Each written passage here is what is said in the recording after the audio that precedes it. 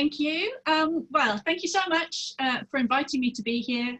It's, you know, a real pleasure to come and speak to you all. It has been a fantastic day. I've been really enjoying the talks, although I've been in and out of the kitchen, you know, doing other things as well. Okay, so I'm called the session "Be a Flamingo in a Flock of Pigeons," and I'm just going to share, I hope, share my screen.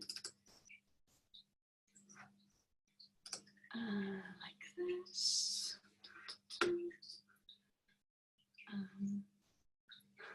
Where are we? Bear with me.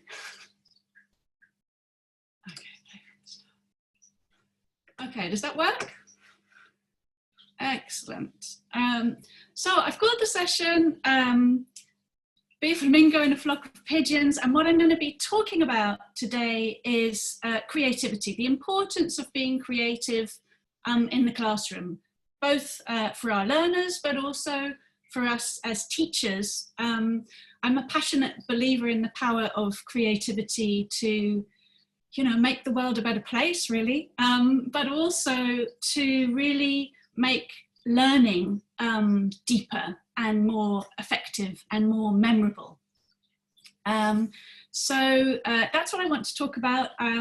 We'll be talking about creativity, and then we'll look at some 3 activities which you can use with your learners, hopefully next week, all easily adapted to working in an online environment, which seems to be very much the theme of life at the moment. Okay, so why a flamingo in a flock of pigeons? Well, I think it's because what I really wanted to bring about was this idea that I want to encourage you to be able to be more creative in your classrooms. And by being creative, what I mean is that idea that sometimes we can just do something a little bit differently. So, you know, I think it's easy. Creativity does take this kind of courage, and I think it's easy when we're under pressure. You know, we've got loads of hours of classes to teach, we've got a curriculum we need to get through, we've had to move all of our classes online, whatever it might be. It's easy for creativity to be the thing that gets cut. You know, just we're under too much pressure, we haven't got time, we tend to kind of close in and shut down and go for the more standard approach to things. Yeah, the idea is to try and encourage you to just take that risk, do something a little bit different for your learners, because I think, as we've seen from all of the activities that we've been watching already, just making that little bit of extra effort helps to make the learning more meaningful, more engaging, and thereby more memorable for your learners. So it's often just with a little tweak, a little twist to an activity that you can make it so much more engaging and meaningful for them. So I want to start off by thinking about, first of all, what creativity means to you. I think there was a recent post by Philip Kerr, I don't know if anybody's read that one, where he talks about how the idea of creativity has been hijacked, and he uses creativity, as he calls it, a weasel word, you know, one of those words that's quite kind of vague, and we don't know exactly what it means. So I want to start off by just getting a few ideas from you about what creativity means to you in the classroom, and just ask you to put your ideas into the chat box. Okay. Variety, nice. Oh, Shana. Being able to express your own ideas, that's nice. Thinking beyond standards.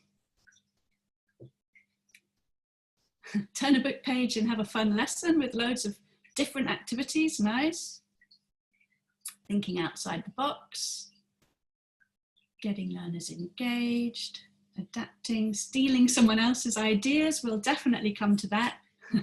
So creativity is a collaborative act, the fact that we don't always need to come up with our own ideas, we can steal some from someone else. So yeah, doing something that you don't usually do, nice. Yeah, thinking on the spur of the moment, having to come up with a way to adapt an activity. Merging existing ideas and interpreting it in your own way, lovely. Producing teaching material, so being creative yourself as a teacher, sparking enthusiasm, well, wonderful. Really nice ideas, magpies, sticking with the bird theme. So yes, this idea that we can, you know, pick up on little ideas from other people, that's really nice. Okay. So yeah, I've been doing this session with quite a few teachers recently, and everybody, I think as teachers, we know what we mean by creativity, okay? And it is this, you know, ways to engage our learners, use their imagination, use our own imagination to come up with interesting ideas that are going to kind of spark some enthusiasm, get the focus on the learners so that they are being creative, they are coming up with material that you can work with, looking at things from a different perspective. I really like this quote in the bottom corner here: creativity is the core of teaching effectively. It brings joy to my lessons, and we'll be talking about that. It's never the same thing. Using creativity in teaching will tickle the student's brain, provoke curiosity, and facilitate the learning process.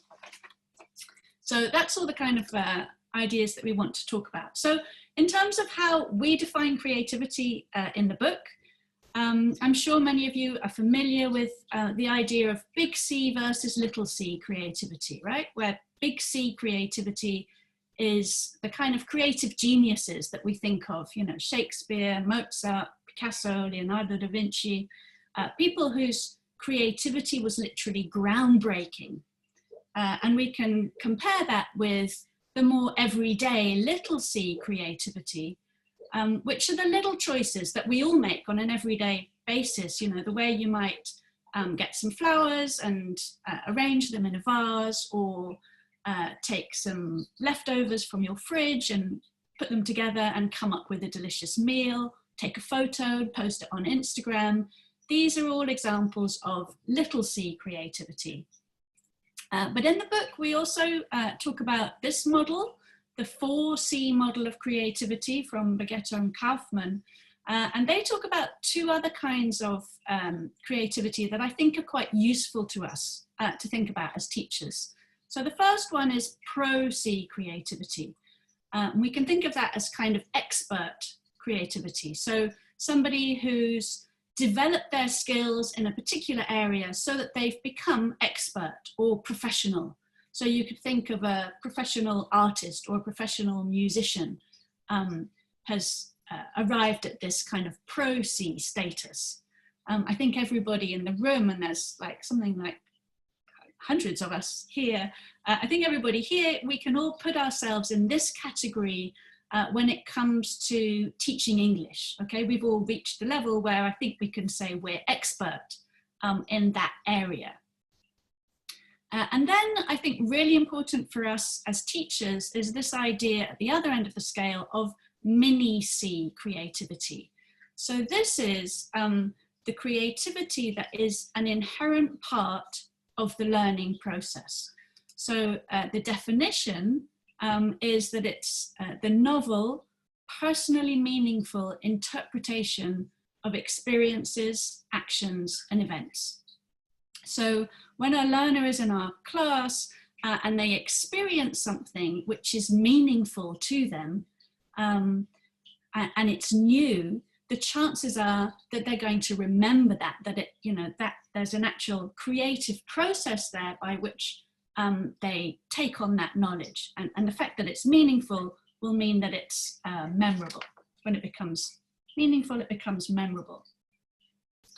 So that's the kind of creativity that we're talking about really in the book, and that I'm talking about today in terms of what we need to work with in our classrooms. So another way to make things memorable is to make them just a little bit different. So things that are unusual or peculiar will tend to stand out in our memory. So you look at a flock of pigeons and you see a flamingo, you're going to notice it. And I think this is really important when we think about our lessons. You know, we spend so much of the time doing the same thing again and again and again, you know, and think of our poor learners, especially nowadays in front of Zoom, you know, they're going through their lessons and everything is just the same. So if we want our learners to remember things, sometimes we need to just shake things up a bit, do things a little bit differently in order to get that engagement that we're looking for, in order to help make it more memorable. So you might be teaching some language like, you know, phrases like have a cup of tea and have a coffee. And maybe you use the images that are in your coursebook, you know, and that's perfectly fine. It gets the idea, the meaning of the language across very effectively. Or you could change it a little bit and show your learners some images of a flamingo having a coffee or an elephant having a cup of tea, and immediately that's going to be more memorable. Or perhaps you get the learners to think about, you know, the strangest place where they've ever had a coffee or had a cup of tea. Getting them to do something just a little bit different with the language will help to embed it more deeply in their learning. Okay, so I want to spend the session focusing on practical ideas. So I said I'm going to talk through 3 different ideas, and the first one is a speaking activity, and I think it's probably my favorite activity in the whole book. It's called Show and Imagine, and I'm sure you were all just in Scott's session where he did the draw and imagine. No, he did a show and draw activity. So this is all working on the same kind of theme. For this activity, it's very simple. The teacher draws a very simple drawing of your favorite possession. Now, it only has to be a simple pencil drawing, but one of my passions is painting. So I've got a painting for you here. You can see the picture on the screen shows one of my favorite possessions, this orange vase. I'm not sure if it's a vase or a jug. There's been quite a lot of discussion about that, but it's one of my favorite possessions. And what I want you to do first of all is to just see if you can guess, where did I get it and why is it important to me? And just put some ideas in the chat box. Where do you think I got it and why is it important to me? Ooh, made it myself, nice. Present from a friend.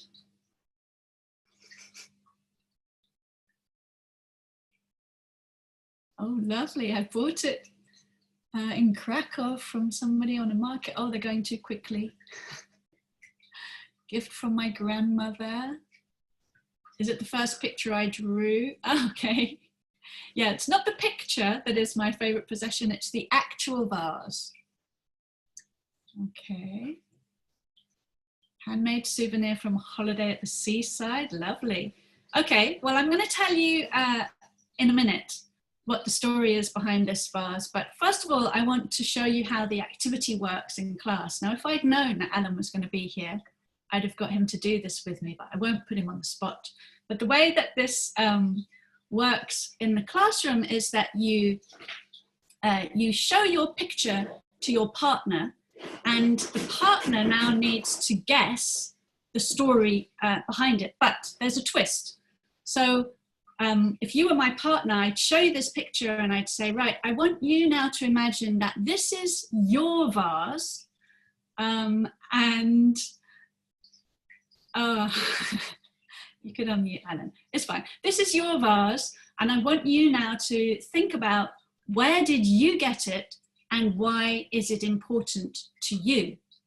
Okay, so I'm going to ask you just to do that in the chat now. Imagine that this was your vase, and can you come up with a very quick story about where you got it and why it was important to you?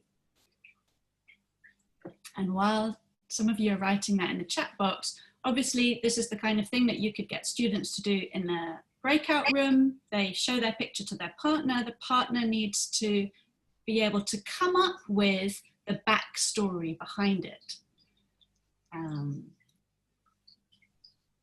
Okay, you made it yourself at a pottery class, okay. And why is it important to you? It's given to you by your Aunt Irma, okay. You got it from a flea market, right. Oh, your husband made it for you, okay. So in the activity, the partner now has to tell their story. So you would tell me your story, or doing it in a chat, but you would do that as a face-to-face conversation, and I would listen and see what an amazing story you'd come up with.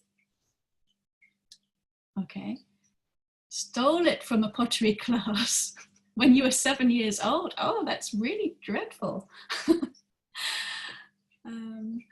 Aunt Emma, oh Johnny. Okay, so you can see that you're already working with the story. So would you like to hear the real story behind the vase?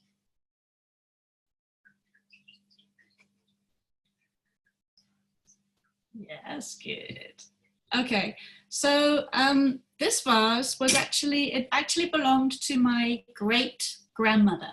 I remember visiting her house as a child, and she would often have this vase on the kitchen table, and she would put roses in it. She would put roses, beautiful roses that she grew in her garden, and they would be in this vase. Now, my great grandmother was married to my great grandfather, obviously, and he was an artist. So he was actually an artist in pre-war in Berlin, in Germany, and he did a lot of sort of political artwork, and as a result of that, sort of anti-propaganda artwork, and as a result of that, he had to leave the country, which was why he came over to the UK and why he met my great-grandmother. So yeah, I have wonderful memories of visiting them as a child and going into, my great-grandfather had this little hut, a sort of shed in the garden that was his art studio, and I would go in there as a young child, and he would always give me paints, and I can remember the smell of the oil paints in there, in that studio, and I'm sure that was one of the things, you know, one of my early memories that made me, you know, always want to paint, which is one of my passions nowadays. I know they used to travel a lot. I don't know actually where they got this vase, but I do know they traveled a lot around Europe. So perhaps they picked it up on one of their travels. And I don't know if my great-grandfather ever actually painted the vase, but I know that for me, this has become one of those objects that I paint. It often appears in my still life paintings, so I use it again and again. So I think some of you were close, people who talked about flea markets, and quite a few of you guessed the grandmother connection. So that's how the activity works in the class. You draw a picture of a favorite possession, you get the students to draw a picture. If they don't have a favorite possession, we say that they can use a pet, pet's fine, or they could possibly draw a picture of a place, but it shouldn't be humans, you know, there shouldn't be any people. They draw a very simple picture. There was a question earlier on in Scott's session about what about if some students don't like drawing. I don't worry about that at all, because I show them that it can be a really silly drawing. You can even draw this like with your eyes closed. The worse the picture, the better. So it doesn't have to be a beautifully artistic picture, you know, we can work with that. They swap the pictures with their partner. They have to then pretend that that object is their object and come up with the backstory. Now, obviously, one thing that you could do is you could get students to give their pictures to their partner the previous lesson, so that they've then, as a homework activity, they have to come up with the story behind the object. So they have a bit of extra kind of preparation time. And then you listen to the invented story and then compare it with the real story, and you've got this swapping roles. So what is it about this kind of activity that, that I think is really valuable? Well, there are two kind of key things for me that I want to talk about. And one of them is the drawing, you know, the actual the drawing of the activity, I'll often use that kind of thing, getting students to do a little sketch, you know, do a little drawing about what you did at the weekend. I think it's a really nice way to give learners thinking time before they do a speaking activity, you know, do a little sketch. It gives them a chance to kind of come up with the language that they want to be able to use in the task. I like the fact that it's open-ended and unpredictable. You don't know what story people are going to come up with. So there's this kind of excitement level. And we know from looking at Zoltán Dorniér's work that for learners, this kind of, these open-ended tasks, creative open-ended tasks, require more investment from the learner. And when they invest a little bit more, they're going to ultimately find the activity more satisfying. And if it's more satisfying, it's more motivating, and that will fuel the learning process.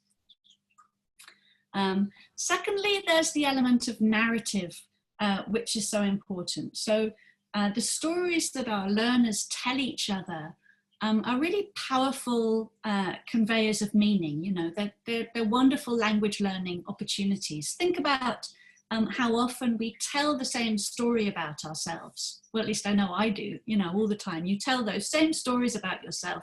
So if you give your learners the opportunity to tell those stories in English, you know, in the target language, you're really helping them to develop their identity in the new language, to build that up. So that's really important. There's a lovely quote by Muriel Rukeyser who says, the universe is made up of stories, not atoms. So, I mean, the reality, of course, is that it's made up of both. But, you know, it's interesting, isn't it, that we often kind of struggle to remember facts about people, but we do tend to remember their stories. So any activity, I think, where we're really engaging with the learner on that personal level, giving them a chance to practice their learner narratives is going to be very engaging for them. So we've got the personal responses, learner narratives. We get that level of genuine engagement that I think Scott was talking about earlier, this genuine communication going on with people really wanting to hear the real story and having to engage with that. There's the effort of the imagination. So the students are required to come up with, you know, some interesting ideas, to come up with a story, and that effort of imagination is going to help make the language deeper, the learning deeper. We're taking a familiar activity and we're tweaking it. So the show and tell activity that, you know, I'm sure everybody uses in the classroom already, we're taking that and just changing it slightly so that in this case, you don't just tell, you show, but you don't just tell your own story, you have to kind of take on the story of your partner. It's an activity that doesn't really require any materials, pencil and pen, you know, which is nice. Although, obviously, a version of this, if you're working with it in an online, in a Zoom environment, is that rather than a drawing, you could use the possession itself. So you could get learners to actually come and bring something to the screen. Here is the vase that I was talking about. At the moment, I've been keeping my paintbrushes in it because I don't have any fresh flowers. But you can get learners to bring the object to the screen, show it to their partners in the breakout room, and then the partner has to come up with the story behind it. So the activity works well both in a physical and an online environment. And in fact, all of the activities that I'm talking about today and a lot of the activities in the book work like that as well. Joy, it brings a little bit of joy into the classroom. And my goodness, you know, in these really difficult times that we're all living through, I think that's really important. So my feeling is that, you know, so often when you do an activity that's a little bit different, that's a little bit creative in the classroom, it's enjoyable for you. You know, you enjoy it. You've come up with a good idea. I know what I'm going to do. you work with that in the classroom, and the learners come up with something interesting and creative and imaginative, and usually way beyond your expectations of what they'd have been able to come up with anyway. So that's really satisfying. So you get this, Chaz Pugliese talks about it, this kind of virtuous cycle. The students come up with some interesting ideas, and that motivates you to want to use those kinds of activities in the future. So there's this kind of cycle of learning and development that happens when you're working creatively in the classroom. So looking for creative ideas and activities kind of becomes an engine for your own professional development. And yeah, it's enjoyable, and I think we do need some joy in our lives at the moment. And obviously, importantly, it's an enjoyable activity, but also it fits very closely with language points. So you could be working with narrative tenses, obviously for telling the story. Maybe you're looking at things like descriptive adjectives to describe the object, whatever it might be. So you can easily link the activity with a language point on the syllabus. And I think that's also really key. Activities like this, yes, they can be a little bit different and can engage students and get them using their skills, but also we need to be able to link it to the language that we have to cover, required to cover by the course book or syllabus or whatever it might be. Okay, right. So that was a speaking activity. The next activity is grammar focus. So imagine you're doing a lesson on for and since.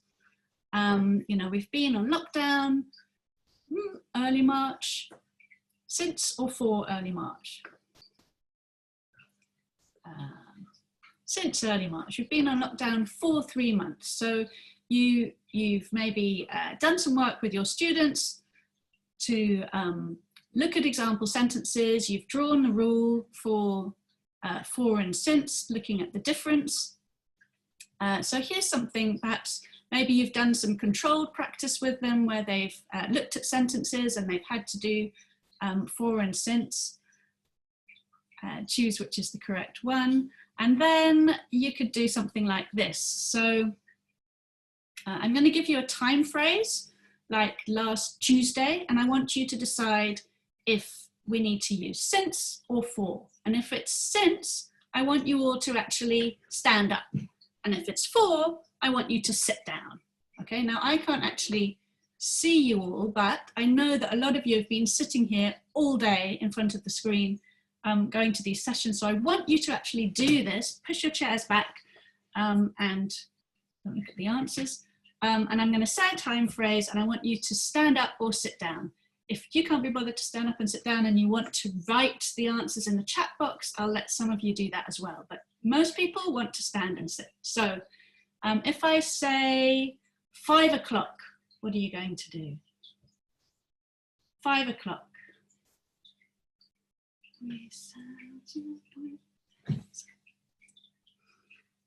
A year. A year. Good. Some people are writing in the chat box. 2 weeks.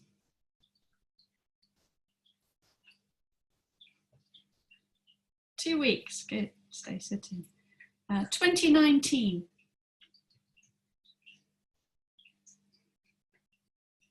2019. Good. How about World War II? World War II. Good. Years and years. Years and years. 4 years and years. Okay. I hope you did it. Were you standing and sitting or just writing in the chat box? So these are the time phrases I used. And it's a very, as you can see, a very simple way just to get your students moving a little bit. So after you've done an example with everybody, then perhaps get the students to write their own time expressions. Okay, they have to come up with 2 or 3 time expressions, and then they can do the same activity with their group. So they make up their own, maybe 3 time expressions with since, 3 with for, and then they call them out, and the rest of the class has to stand up or sit down to practice. And then when you've done that, just working with the time phrases, perhaps get everybody to write their own sentences. So write true sentences using either since or for. So I've been able to drive since I was 18 years old, or I've been in my present job, or I've been at this school for 120 years, whatever it might be. So they write true sentences, and then they read those sentences out to their partners, and the rest of the group has to ask, so you give them this constraint, the rest of the group has to ask 3 questions, a minimum of 3 questions for each sentence. So if they had, you know, I've been able to drive since I was 18, the other students can say, are you a good driver? Do you like driving fast? Do you like driving? Why or why not? Okay, and I'm going to very quickly do this for you. So can you still see? I don't know. You might be able to see on the sofa behind me, there's my cat. I've had this cat for 12 years. I've had this cat for 12 years. Can you write questions in the chat box?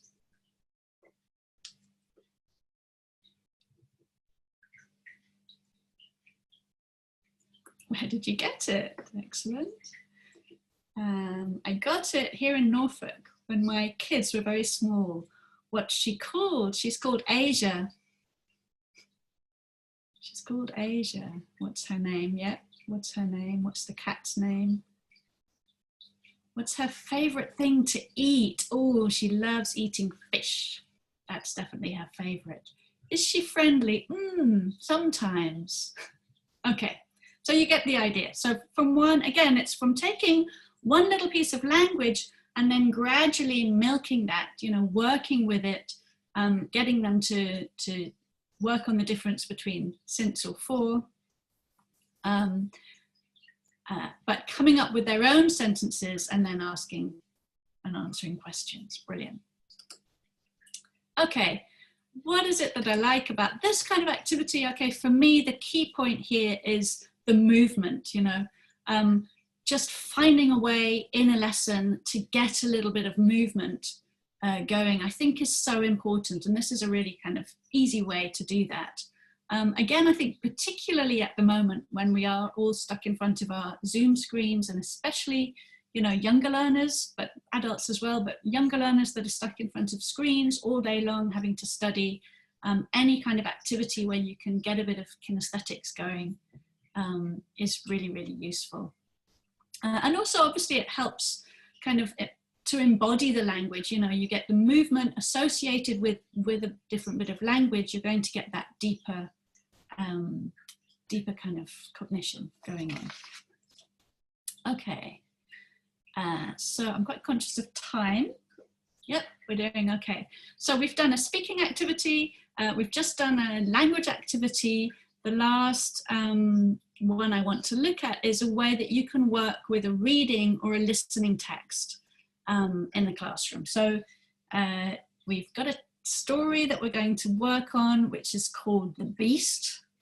And of course, we might start off with some pictures, you know, pictures, and getting students to predict, what do you think is going to happen in the story? Look at the pictures, what do you think the story is about? So I want you to look closely at the pictures on the screen now, because you might need them for this next activity.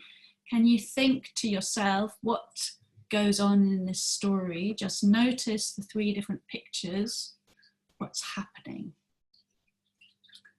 Okay, I'm going to give you a little bit of background. So this is the story so far. There's a young couple, they're thinking of buying an empty apartment in an old building, and the building was rumoured to be haunted, especially the living room of the apartment that they're looking to buy. So the couple get permission to spend the night in the apartment. They go into the allegedly haunted room. They lock all the doors and windows from the inside. And then the woman in the couple tells the story of what happened next. So here she is, and she says, so late that evening, we went into the, and I want you just to write in the chat box, what do you think the next words or ideas are? Late in the evening, we went into the scullery. Very good. Factory. We went into the, any other ideas?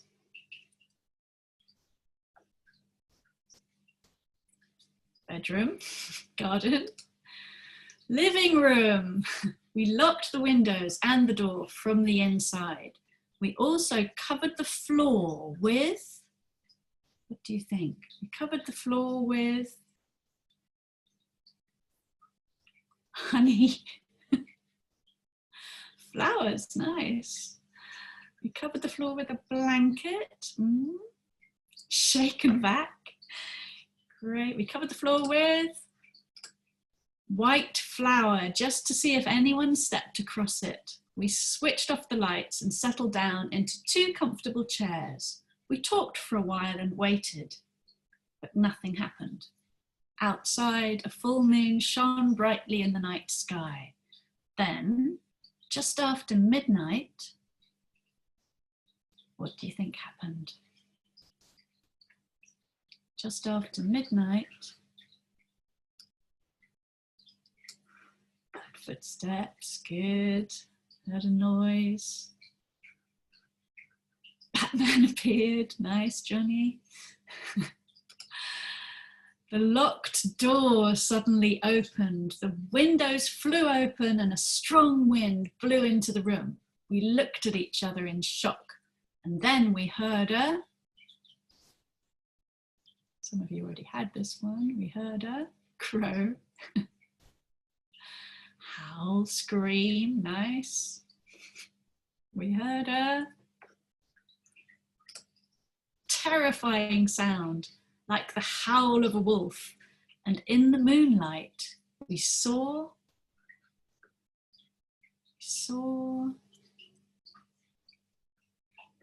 shadow, nice. A crow. This is very bird themed today, an owl.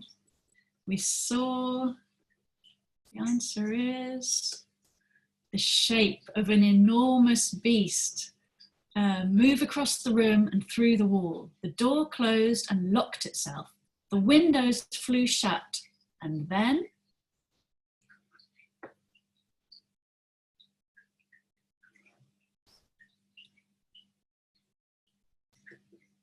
nice.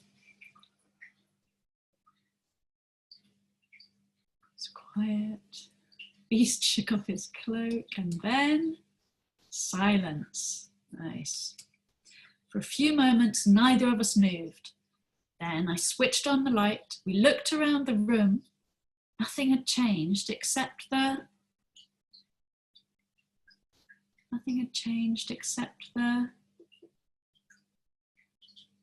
cat. Flowers all over the place. You're getting there, except the floor. In the flower, on the floor, we saw a cat. 4 prints. Nice, 4 footprints of a massive animal.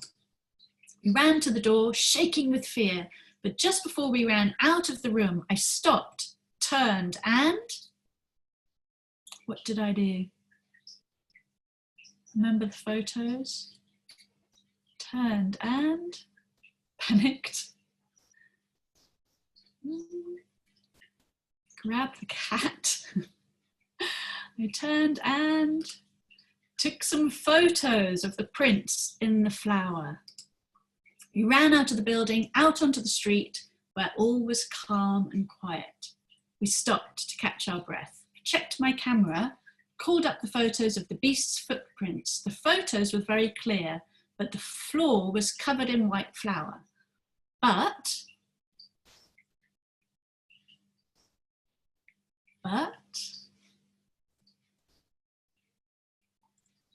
what did I notice? Very good. Perfect. There were no prints, no footprints. Okay, great. So yeah, you got it. So very quickly, this kind of activity, you know, gets all of your learners really engaged all the way through the story. Okay, so you can take a simple text, break it up like that into bits and get the learners predicting what the next bit of language is going to be. So you get that kind of excitement and engagement all the way through. Obviously, it's intensive reading and listening. They're having to practice their prediction skills, really important skills of prediction as we go through. I think you can see that students can really have fun with this. You know, you came up with some really nice, creative, and slightly quirky ideas, and I think that's kind of the fun element of it. You can slot the this kind of activity and, you know, into a lesson that fits with language. You might be, again, you could be looking at narrative tenses, but you could be looking at dramatic language or adjectives, terrifying, terrified, all sorts of different language areas you could work with. I just think it's a nice way to kind of work with a text that isn't just read the text and look at the comprehension questions afterwards. So add it to your toolkit. I've got 2 minutes to go. So 2 more things I want to say about creativity. And these come from things that teachers often say to me when I run sessions on creative language teaching. One of the things that they say is, oh, I really like these activities, but I can't really do that in my context. You know, there's no time. I've got to work on the language syllabus. I've got to get through the course book. And my answer to that is this, you know, that there is an element of defiance, I think, when you're working creatively. You know, what happens within your classroom, the 4 walls or the, you know, Zoom walls or whatever we have nowadays, is really up to you. And I think if you feel that working creatively in the classroom is important to you, it's one of your priorities as a teacher, then you will find a way to bring in, it doesn't have to take a long time, you know, a little creative twist to perhaps even a well-known activity that you think is going to be worthwhile with your learners, then you'll find a way to do it. It's about working within the constraints that we have. And the second thing that people often say to me is, oh, you know, there's got loads of creative ideas here, but I'm not very creative. You know, I just don't have a lot of ideas. I don't know where to start. And this goes back to the beginning of the session, I think, when somebody said, you know, we're like magpies, we steal ideas. If you don't feel like you're very creative, that doesn't matter at all. You don't need to come up with brilliant original ideas. Just take some other ideas that you get on sessions like this. You take that idea, you take it into your classroom and you adapt it, you work with it, and you come up with something which will ultimately be completely new. It'll be new to your context.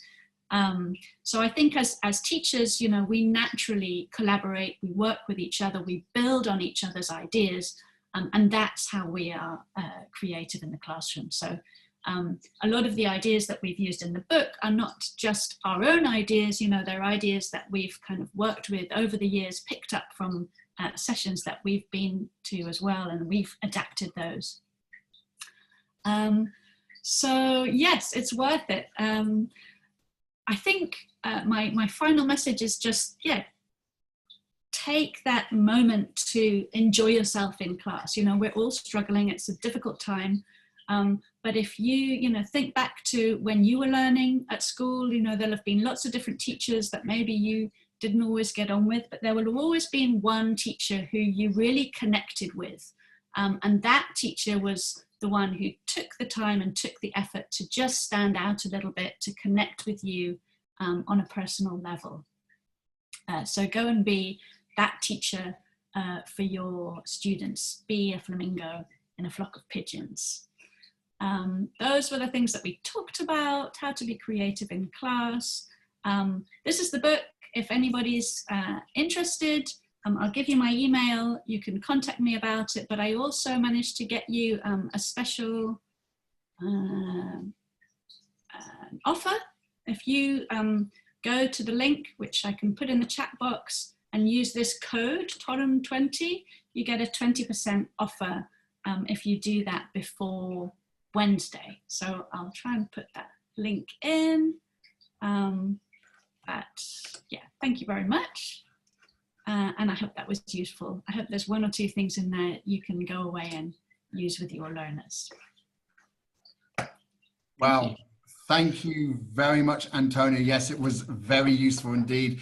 And also thank you so much for the code. That was very kind of you. And I definitely want to be buying a copy of that book for my teachers here at International House Toruń. So thank you once again, Antonia. Unfortunately, we haven't got time for questions, but it was very informative and I do appreciate it. So thank you so much, Antonia. Thank you.